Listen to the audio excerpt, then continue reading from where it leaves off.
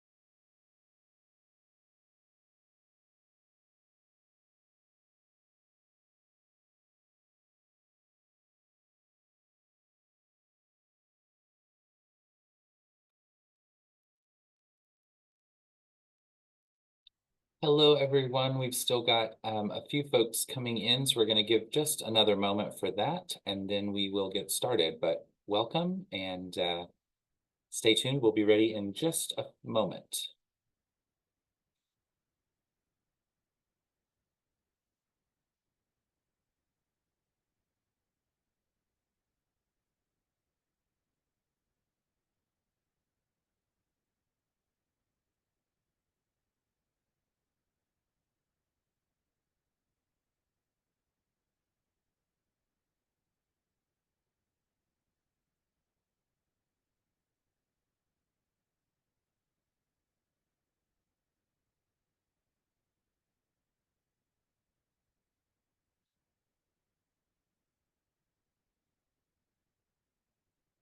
Well, welcome again, everyone. I am Casey Perkins, and I have the pleasure of serving as the Director of Alumni Development and Church Relations here at the School of Theology.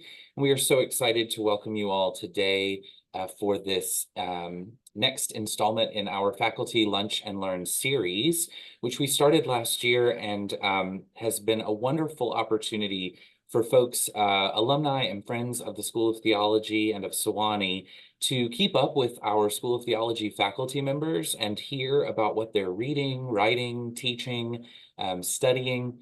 And so today you're in for a real treat with Rob MacSwain. But before I introduce our speaker for today, I want to mention that the question and answer feature is available to you to use throughout today's Lunch and Learn. You can drop your questions in there, and then at the end of the presentation, we'll have an opportunity for those questions to be shared with Rob and for him to answer those. So please do make use of that Q&A feature.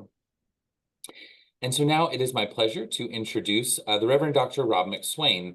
Rob studied philosophy at Liberty University and the University of Idaho, theology at Princeton Seminary and the University of Edinburgh, and Anglican studies at Virginia Seminary.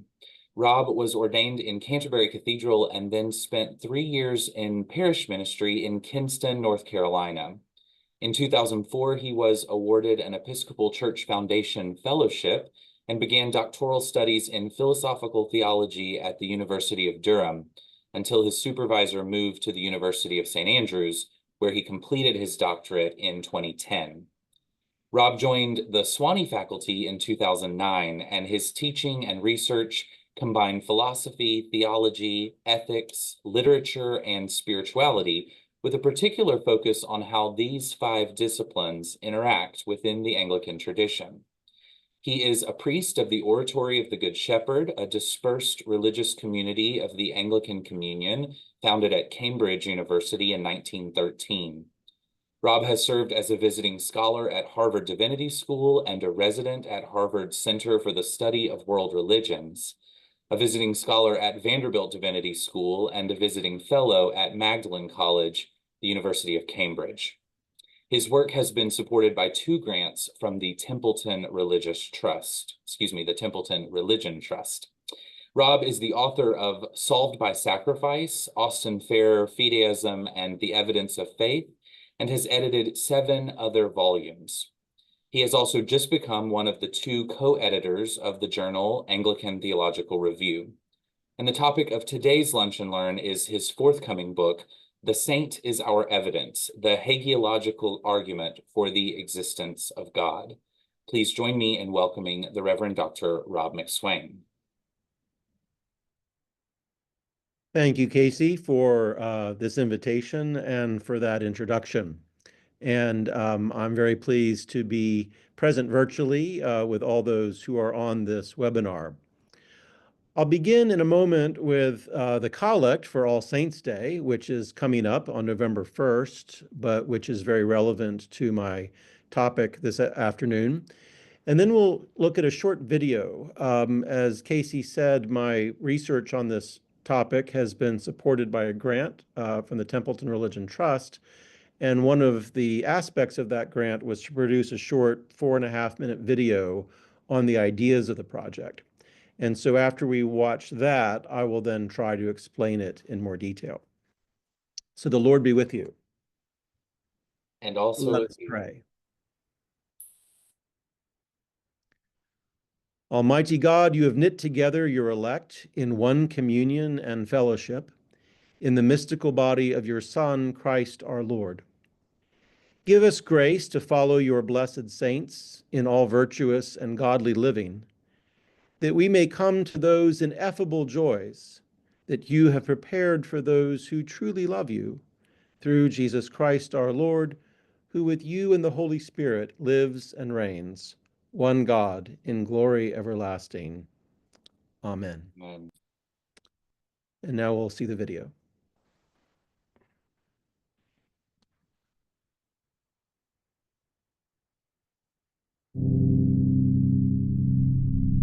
I don't think that we can prove the existence of God, but I do think that there are reasons to believe. So the question is, what are those reasons, and are they good ones? That's the Reverend Dr. Robert MacSwain, Associate Professor of Theology at the University of the South. Dr. MacSwain is asking, could a transformed human life be the best evidence for God? The question of evidence for God is ambiguous and hard to agree on. That's why Dr. MacSwain is writing a book that explores an interesting but neglected argument for the divine. There's the cosmological argument that looks at the existence of the entire universe or cosmos. There's the teleological argument that looks at order or apparent design. There's the moral argument, which says we seem to have a sense of moral obligation. And there are also arguments based in human nature.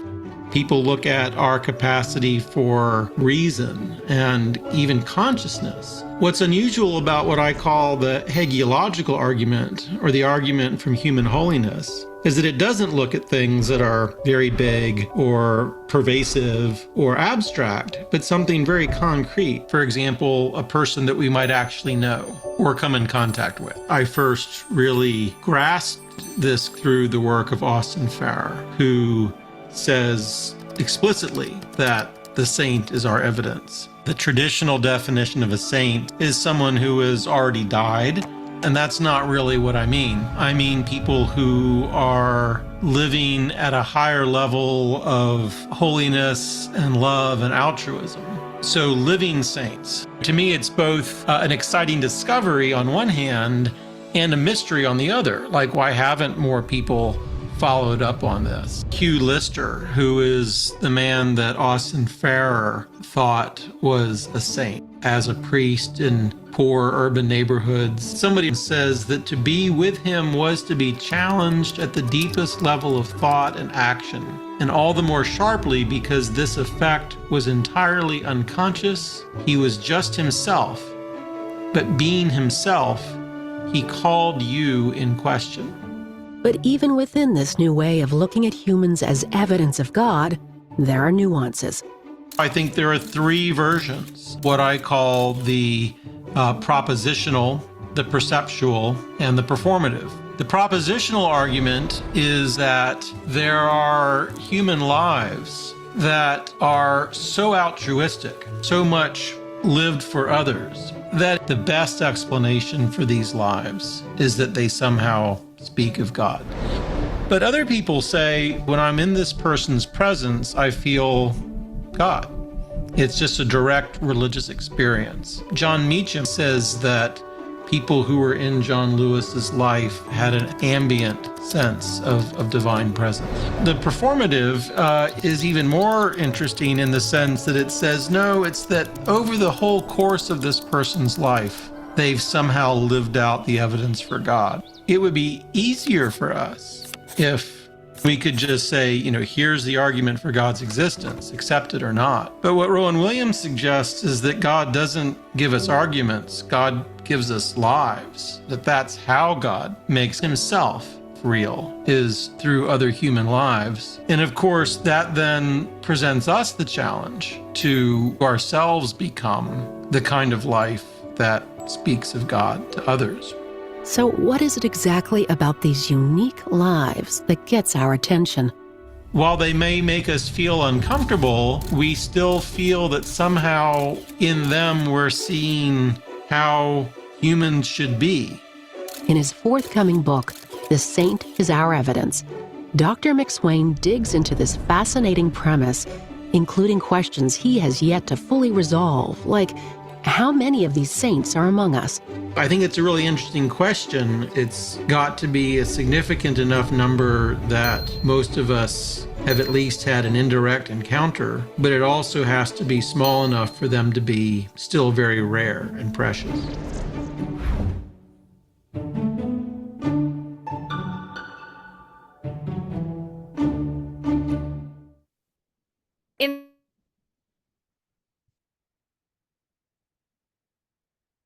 Thank you to Casey for sharing that. I think I'm back now. So I have been working on this book for about 8 years now, and I'm happy to report that I have finally finished it, and I have an offer from an editor to publish it. It still has to go through the administrative process and the board of the press, so I don't yet have a contract in my hands, so I can't say publicly what publisher will be publishing it. But I'm glad to report that it's almost about to be headed towards uh, press. So what I'm going to talk about is to sort of break down the ideas that were expressed in that short video. Um, and it, as I said, it does begin with this phrase from Austin Farrer: "The saint is our evidence." That's where the whole book emerged from, and that's where the title is derived. So back up. Why do we believe in God? Why do those of us who do believe in God, why? Why do we believe in God?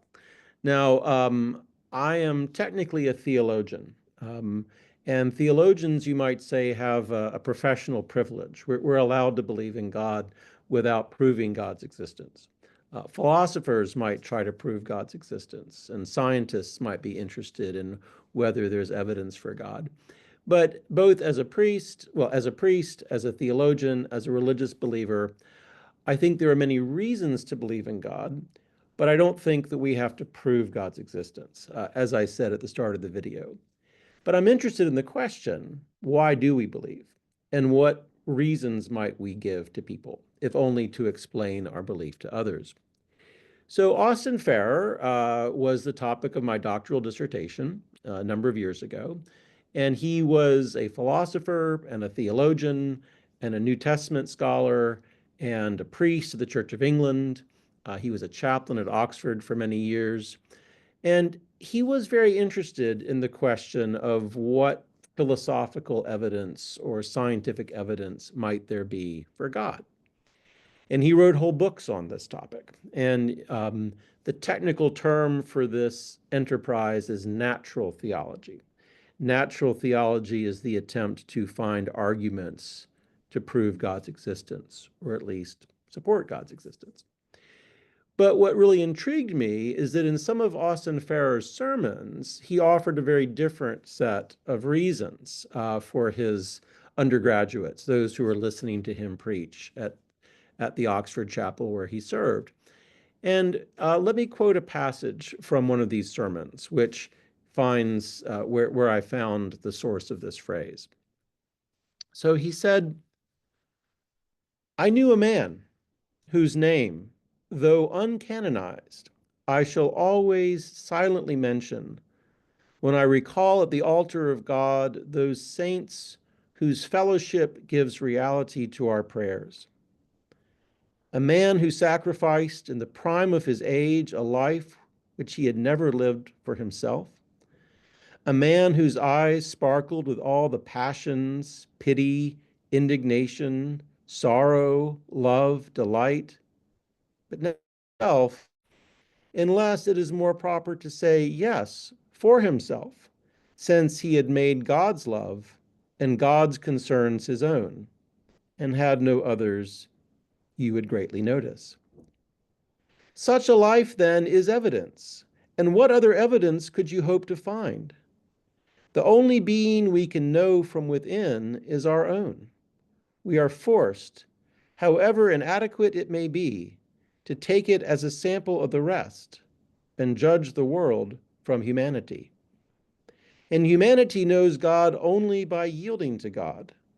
We do not know the fountain of our being so long as we are stopping it with mud.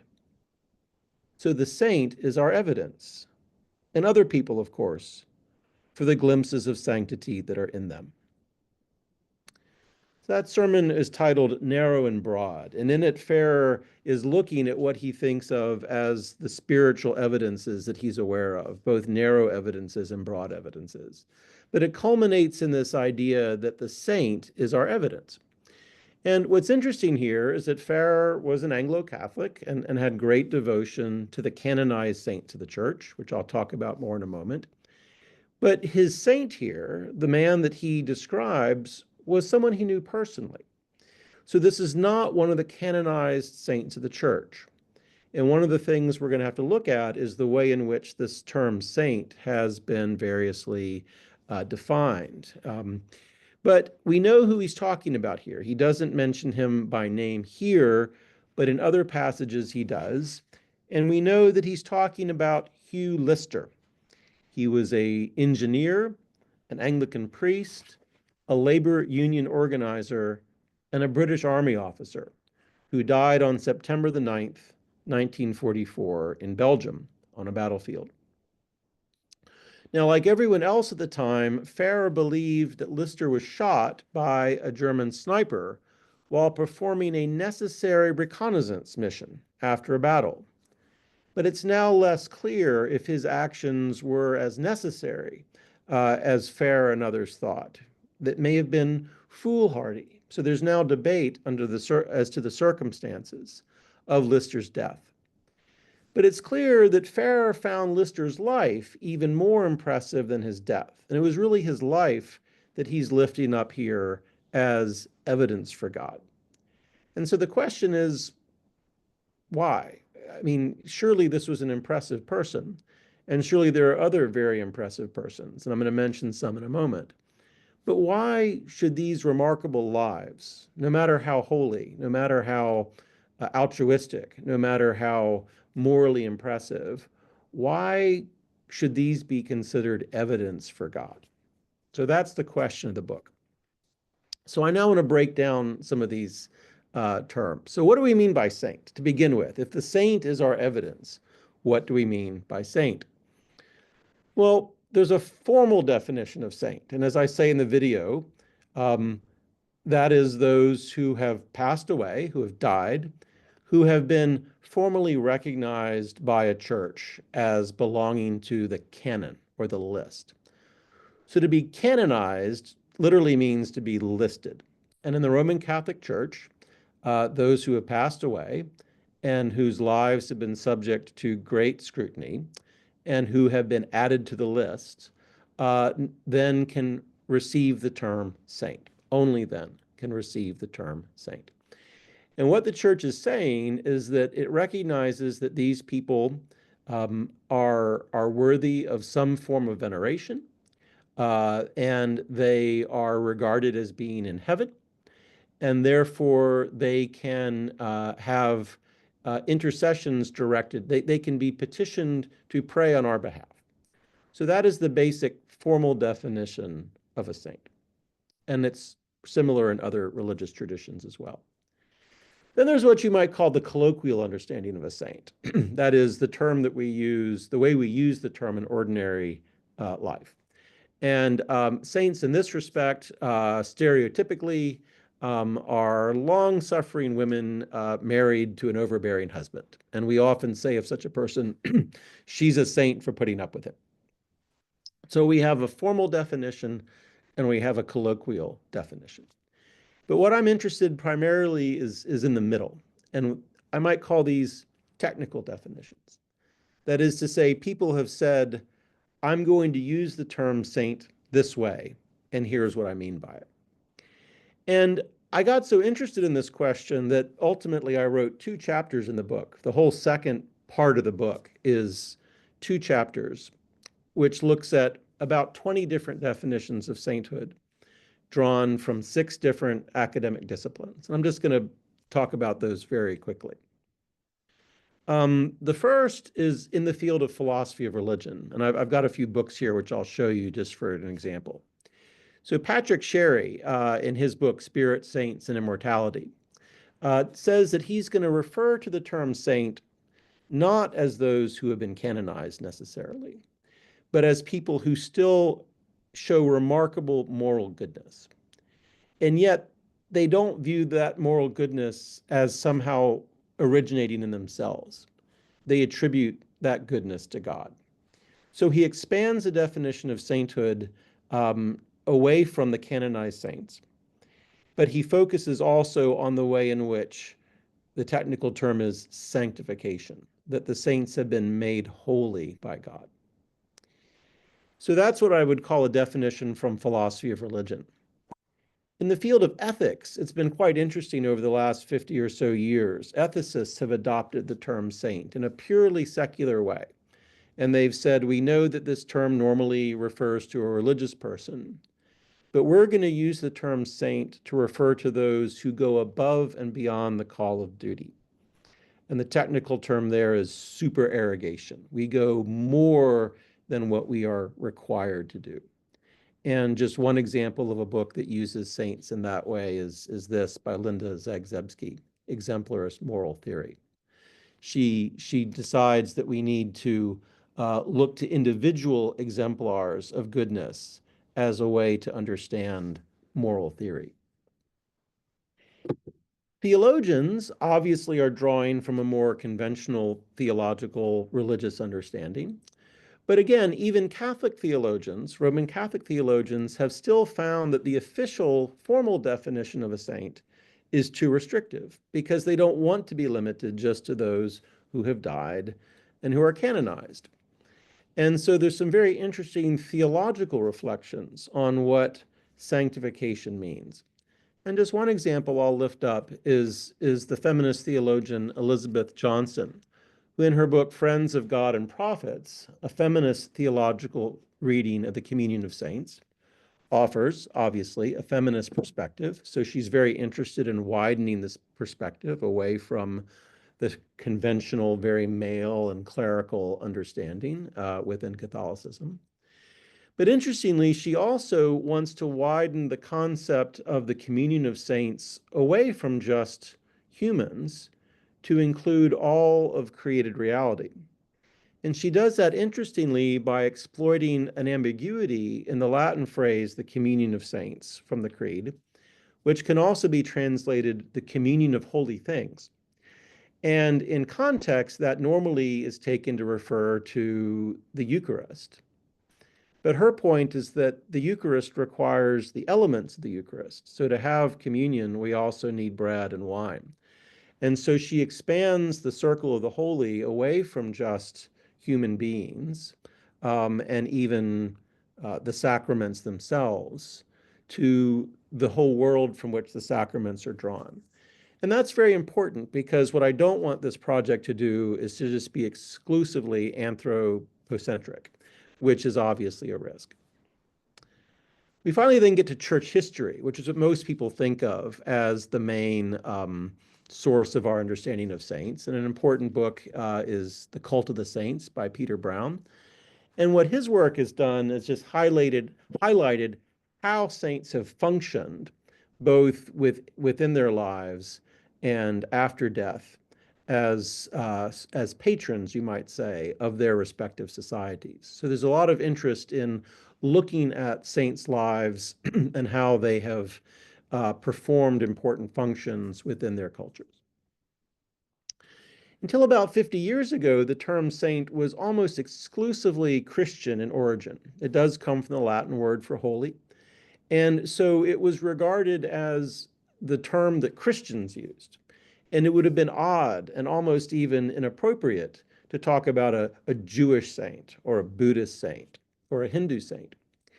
But about 40 or 50 years ago, scholars of comparative religion decided that actually all of these religions have holy people, and they each have very distinctive understandings of them, but there are both similarities as well as differences. And so it was decided to use the term saint, and this is a book called Sainthood, Its Manifestations in World Religions, which is where some of this discussion began. They decided that they would use the Christian term saint as a technical term to refer to the holy person in any religion. And that then allowed them to compare and contrast how holiness is both similar and different in these various religions. And I should say that that's important for my project because this book is, while I am a Christian theologian, this book is really more a work of philosophy of religion. And so I'm not asking are saints evidence for the truth of Christianity, which is how they're often used in interreligious polemic, but are saints in the broadest sense evidence for the reality of God. So for me, it's very important to look at how sainthood is understood in Judaism, Islam, Hinduism, Buddhism, Sikhism, Jainism, and other religions. And I have a section in that on those faiths in the chapter on saints. And I also come back to it when I look at religious experience. But then finally, and this is one of the most enjoyable aspects of the research, what you might call cultural studies, which is really a form of anthropology or sociology, has gotten very interested in the question of cultural saints. And so a good example here, and this is a book called The Making of Saints, Contesting Sacred Ground. And various cultural figures are in here, including Elvis Presley. Now, very few people might think of Elvis Presley as a saint in the conventional religious sense. But from the cultural studies perspective, they would say what really is important is how people are represented in a particular culture and also how people respond to them. So a cultural studies perspective would say, well, 400,000 people a year go to Graceland to pay their respects at the grave of Elvis. And they leave candles and notes and gifts. And so the pilgrimage to Graceland, from an anthropological or sociological perspective, is indistinguishable from a pilgrimage to a place like Canterbury Cathedral or Assisi. Now, again, the beliefs may be different, but the practices are the same. And what I enjoyed about getting into some of the cultural studies aspect of this project is that I watched movies about saints, and I engaged with various pop cultural references. A living saint for many people right now is Dolly Parton, who is, of course, a musical artist, but also a businesswoman and a philanthropist and a gay icon and someone for whom a kind of cult of sanctity has arisen. And some of this is deliberately kitschy and camp, and there are votive candles to Dolly Parton that you can buy in various places. But my point was, this is for some people how sainthood is manifest. And so in an attempt to be as comprehensive as possible, I looked into the way in which various politicians and pop culture figures are interpreted and represented in saintly terms. So, of all those various definitions of sainthood, some are more relevant to my project than others. And the one that I'm perhaps most interested in is from a philosopher named Robert Merrihew Adams. And he says quite simply that saints are those in whom the holy and divine can be seen. Saints are those in whom the holy and divine can be seen. And so the question I've been asking is, well, what are the implications of that claim? If saints are those in whom the holy and divine can be seen, does that mean that the holy and divine exists? So that's my very brief discussion of saints. What about evidence? If the saint is our evidence, then what do we mean by evidence? That's where I begin the book. There are 2 chapters on evidence in the book. And like sainthood, this is a concept that varies greatly from discipline to discipline. In law and archaeology, evidence basically means physical objects.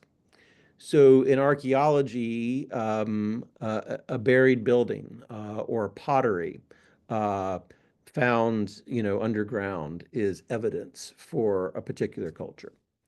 In law, it's the stereotypical fingerprint or the murder weapon. That's what, you're looking for when you say, what is the evidence for this crime?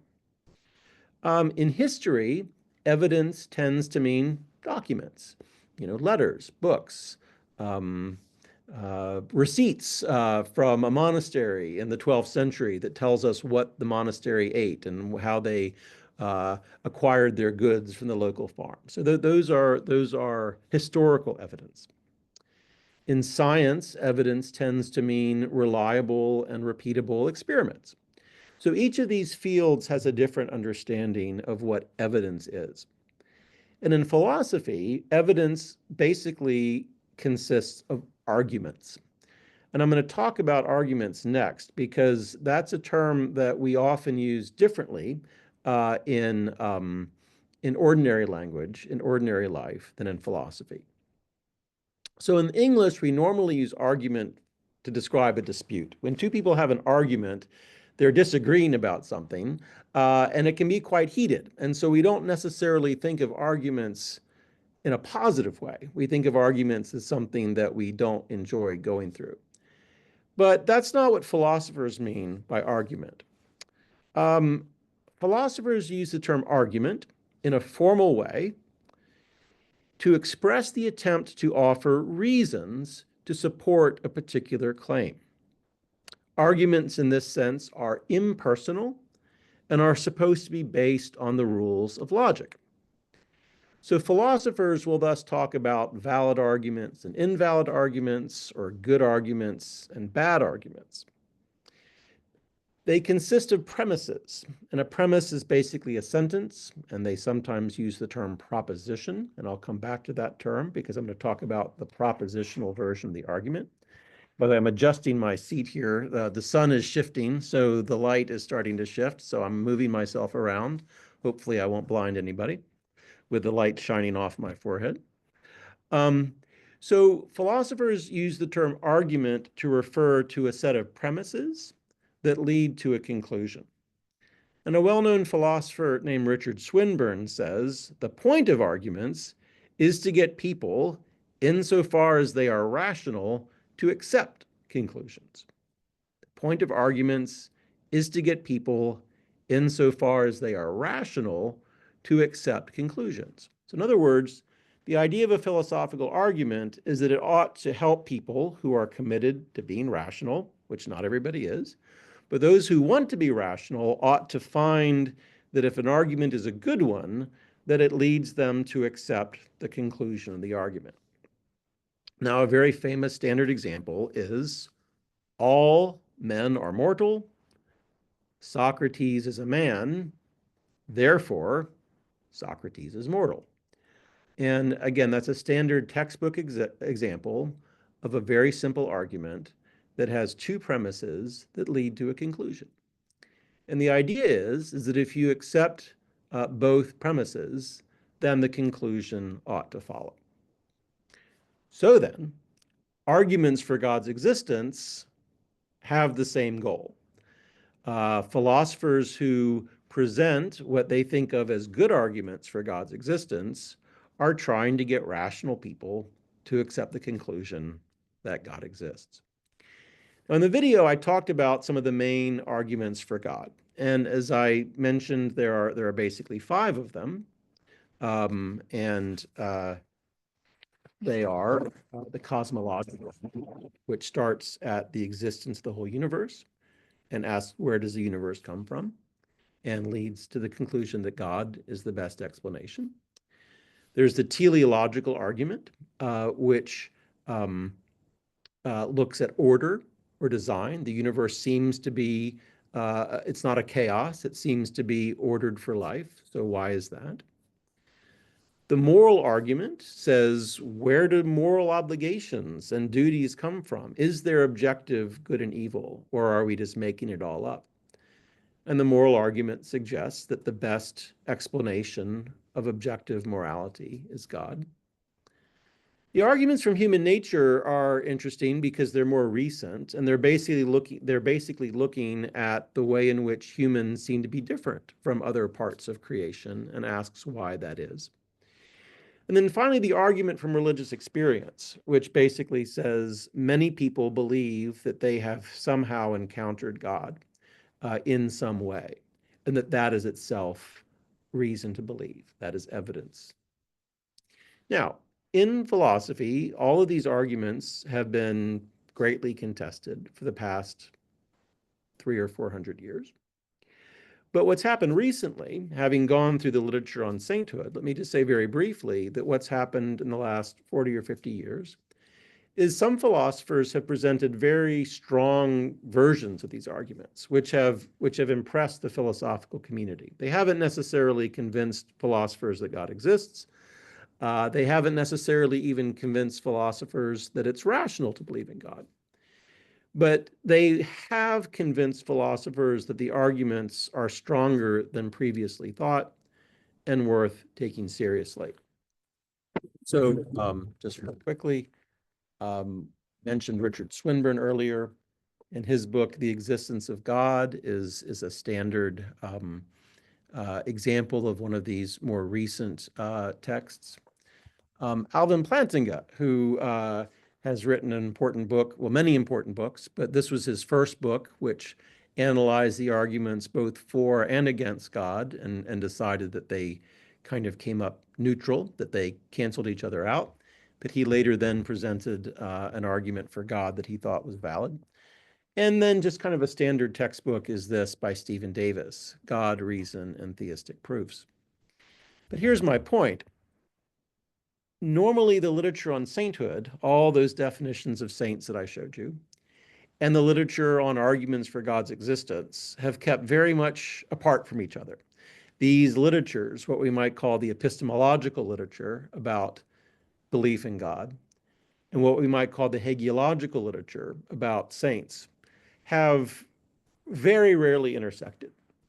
And so what fascinated me so much, and the reason I spent 8 years working on this book, is that in just a short phrase, when Austin Farrer said, the saint is our evidence, he brought these literatures together in a very exciting and generative way. And so I've basically spent 8 years trying to unpack that very short sentence. So we now finally come, with all that background, to the proposal of the book. And that's what I have called the hagiological argument. So the arguments for God's existence tend to have names derived from Greek, so ontological, cosmological, teleological. And I thought, well, if we were going to add Farrer's proposal to this list, what would we call it? And I thought, well, the argument from holiness, the argument from sainthood. And so hagiological argument is my proposed term for this idea. But as I got into the research, what I eventually discovered was that different people presented the idea differently. So let me say very clearly, I did not invent this idea. As I said, I heard it from Austin Farrer first. I gradually realized that other people had said similar things. So my goal in this book is to identify this idea, to classify this idea, to examine this idea, to analyze this idea. But to say that not everybody thinks of sainthood in the same way, and not everybody thinks of evidence in the same way. And I gradually discovered what I thought were 3 distinct versions of the argument. And very conveniently, I was able to present them in an alliterative threefold typology. And I was very worried that I would come up with a 4th version that didn't begin with P, but so far that hasn't happened. So the 3 versions are the propositional, the perceptual, and the performative. And again, I go through them briefly on the video, but let me just say a bit more about them real quickly.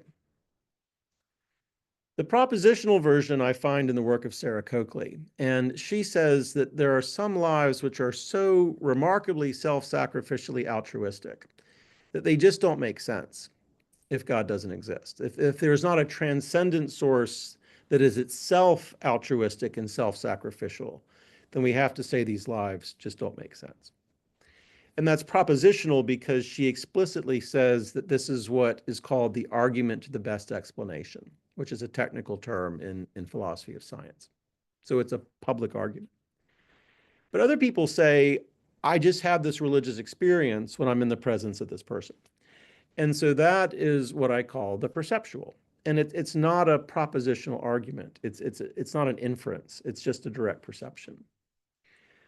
But then for others, and here's where I draw on Rowan Williams and Stanley Hauerwas, it's more that a whole life bears witness to God. There is a whole narrative, you might say, that's extended through time.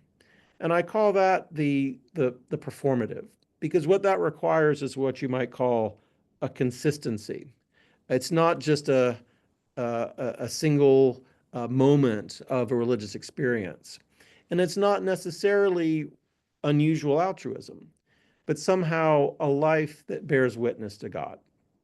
And so just as we can't say that someone is a great actor on the basis of a single performance, you need a body of work. So that's why I call that the performative. Now, I see that I'm actually quickly running out of time. I think I talked too much to begin with, so I will try to wrap this up so that we can get to the Q&A. What are the implications of this? Alistair McIntyre said, where the Christian community is incapable of producing lives such as those of the saints, the premises from which it argues will appear rootless and arbitrary. Where the Christian community is incapable of producing lives such as those of the saints, the premises from which it argues will appear rootless and arbitrary. In other words, it doesn't matter how good your arguments are if you can't point to lives which have apparently been transformed by the God your arguments are supposedly proving.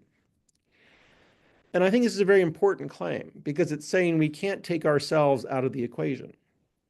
And very interestingly, Patrick Sherry, who I mentioned earlier, he doesn't think that saints prove God's existence, but he would say the absence of saints might disprove God's existence.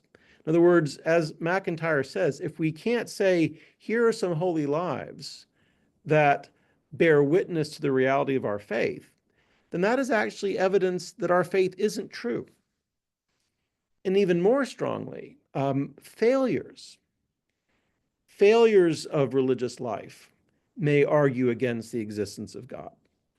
And when writing this book, I typed the word saint more times than I can remember.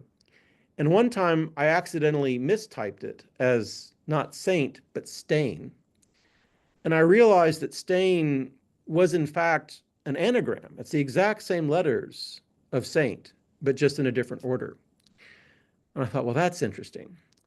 So I discuss in this book not just saints, but stains. That is to say, lives which are motivated by religious belief, but which actually do not bear witness to the reality of God, but to the opposite.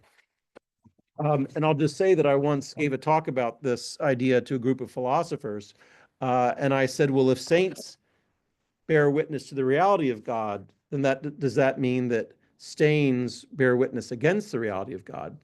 And one philosopher said, no, that would mean that stains are evidence for the devil. So I thought, oh, great. I'm trying to provide an argument for the existence of God, not the existence of the devil. So hopefully that's not true, but that's at least one of the implications of this project that I'm trying to deal with in the book. So finally, so what? The so what is, I think that this project urges us to ask how we can ourselves, those of us who claim to follow Christ or believe in God, how can our lives bear witness to that reality? As I once put it, ask not what theistic evidence can do for you, ask what you can do for theistic evidence. If you don't think there's enough evidence for God out there, then how might your life increase that evidence for others? And so I do think that whether or not we achieve sainthood, we are all called to strive towards sainthood. And I think that's the point on which I better end so that there's at least a few minutes for questions. Sorry, Casey. No worries. Thank you. So fascinating. My personal point of privilege is that I've had the opportunity to take a class with Rob about this very topic. And so it was really exciting for me to hear some of those things and refresh my memory on this work that you're doing. One of the questions that came in references back to what you were just talking about, saints and stains. This person writes, is it possible for one person to experience a person as a saint and another to experience the same person as a, quote, demon? Is it purely subjective and personal? Yeah. Wow, that's an interesting question. So my immediate thought is that yes, different people will be perceived by others differently. And one of the things that I do look at in this book is that there's a real shadow side to sainthood. Saints have often led such radically ascetic lives that they've hurt themselves. So Anne Lodes, who is a great feminist theologian, actually has a chapter in one of her books called Why Certain Forms of Holiness Are Bad for You. So I do think that there are people who may be looked at by some as, oh, look at this remarkably self-sacrificial life. And others might say, that's a really unhealthy example of how to live. So, what you understand holiness to be, I do think varies greatly. But I don't think it's purely subjective. I mean, I hope that there's some standard of objectivity here. Um, but I do think that, that's why I go into all the definitions of sainthood. And I do talk about the ways in which um, some forms of holiness are bad for us, and we need to acknowledge that. Great. Okay, this question says, of the three Ps, the perceptual is the one that seems hardest to pin down, yet also the most personally persuasive. Mhm. How do we communicate the intensely subjective experience of holiness in the presence of another person? The propositional and performative fields offer more obvious ways of offering evidence. Yeah, thanks. I think that's right. I mean, so there's a huge literature about religious experience, and many people think religious experience is so subjective and so variable that it has no, I mean, it's important, but they would say it doesn't have any evidential significance. And what I do in my so just to explain, the book begins with 2 chapters on evidence. That's part 1. Part 2 is the section on sainthood, 2 chapters. Then part 3 is that each of the versions gets a chapter. And one of the things that I point out is that the propositional version from Sarah Coakley explicitly argues not for God, but for the Trinity. Because for her, that's what that's what the altruism points to as a very specific understanding of God, a self-sacrificial God. The chapter on the perceptual version says, look, here are examples from Islam, Judaism, Christianity, Hinduism, Buddha, all the different religions in which some individual has been perceived as a source of religious experience. And I say, far from a specific Christian understanding of God, this version supports a very undefined, a very broad understanding of divinity. So I think the question is, the point of it, or what I say is distinctive, is that most discussions of religious experience tend to be very abstract, like, well, a sunset, or I was in church. And yet many people do say, my sense of God's presence was mediated through a person. And that's my main contribution in the chapter, is to demonstrate that for many people, an individual has been where the religious experience comes from. But I agree with the questioner. It is very broad. It's very amorphous, but it's also very pervasive. And I like the fact that it's interreligious. It's the chapter where I get to explore all these different other religious traditions. Briefly, I don't go into any depth because I don't have the competence. I'm not a scholar of comparative religion, but I do touch on the fact that um, in these other religious traditions, here is the person, and it is the material manifestation of their presence is where the experience comes from. Great. This next question has some timeliness coming up next week. The person asks, in the light of your definitions of a saint and the Anglican liturgical practice of naming local persons as saints, giving way to resources such as lesser feasts and fasts, what would you, as a priest, say is the difference in the celebration of All Saints' Day and All Souls' Day within our liturgical cycle? Oh, that's kind of a trick question, isn't it? Okay, let's see. So All Saints' Day is our saints. And so technically All Saints' Day, I say this under correction, so somebody can correct me on this. My understanding is that All Saints' Day refers to the canonized saints. It's just broadly speaking, or generically speaking. All Souls' Day is All Faithful Departed, I believe, in which case we're not talking about canonized saints. We're talking about all past Christians who have passed away.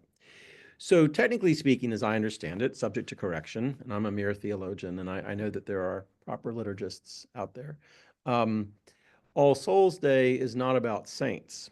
It's about the faithful departed. So now, It is about saints in the broadest sense, because one of the things I talk about in the book is in the New Testament, the term saint refers to all Christians.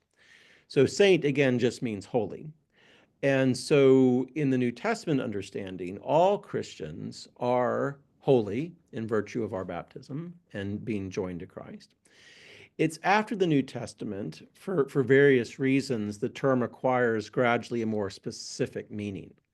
And so one of the interesting aspects of sainthood in the Christian tradition is how the term then gets progressively specified and applied to a narrower range of people. And in some ways, I want to expand that outside the canonized lists, but I still want to hold on to it as somehow being an exceptional term. So I don't think we can say that everybody is a saint in the meaningful sense of that term. And if I'm wrong about all saints and all souls, then this will be on the internet forever, and I will never live down the shame. One person did mention that N.T. Wright has a book on All Saints and All Souls, all the faithful departed. He does. And my supervisor, David Brown, wrote a book in response.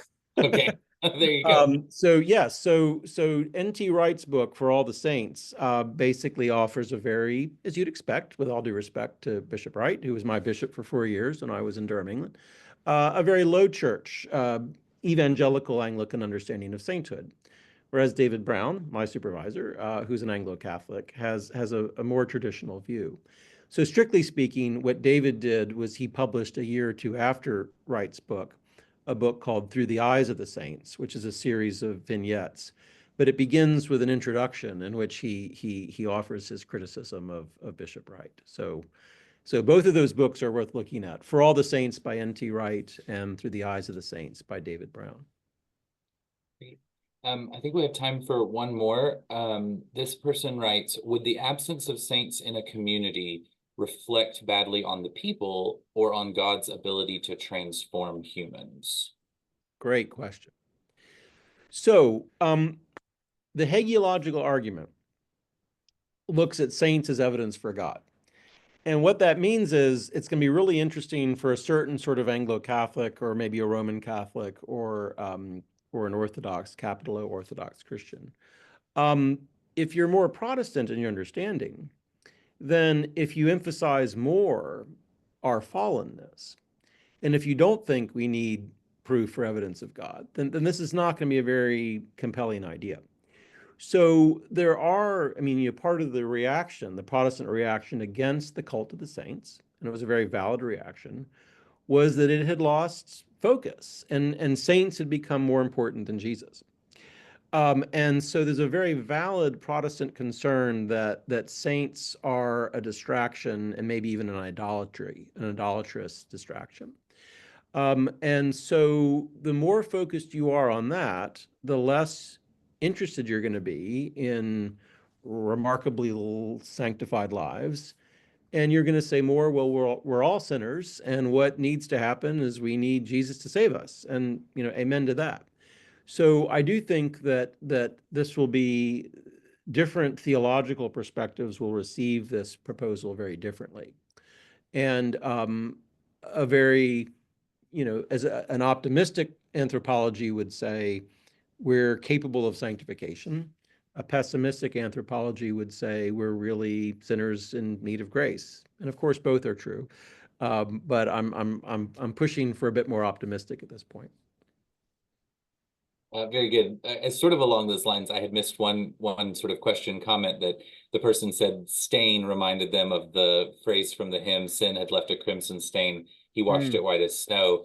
And Yes. This person says, I wonder if stains are proof not for the devil, but for original sin.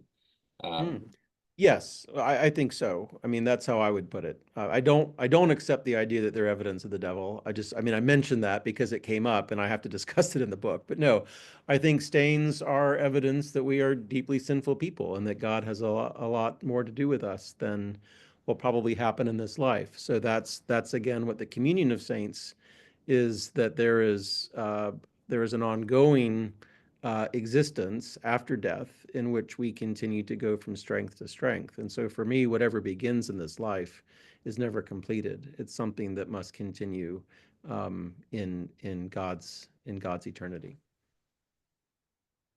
Thank you so much, Rob. And thank you all for being here. And I hope you were as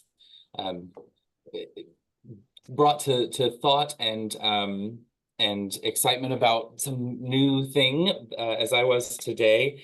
Just as a reminder, the recording of this webinar will be available. So if you'd like to share it at some future date, you can find that on our website. And speaking of that, we've got a couple of upcoming things. The remainder of our Lunch and Learn series for this academic year includes November's event will be with Becky Wright. And then we jump forward through the winter holidays and we pick back up in February with Paul Holloway, March with Richard Kogel, and in April, rounding out the academic year with the Dean, talking about initiation in the catechumenate. So you can go ahead and register for all of these upcoming Lunch and Learns on the School of Theology's website. And additionally, we have a few other events, a lecture with Lucy Kaufman, also in February, and one with Andrew McGowan in March. And all of these events are available for registration now at theology.sewanee.edu/lectures-events, or if you just go to the homepage, click on the menu and click on lectures and events, you can find these and other things to register for and stay in touch with what we're offering. We're grateful for you all for joining us today. Thank you again, Rob, for your time and your expertise and sharing with us. And we hope you all have a great rest of your Thursday.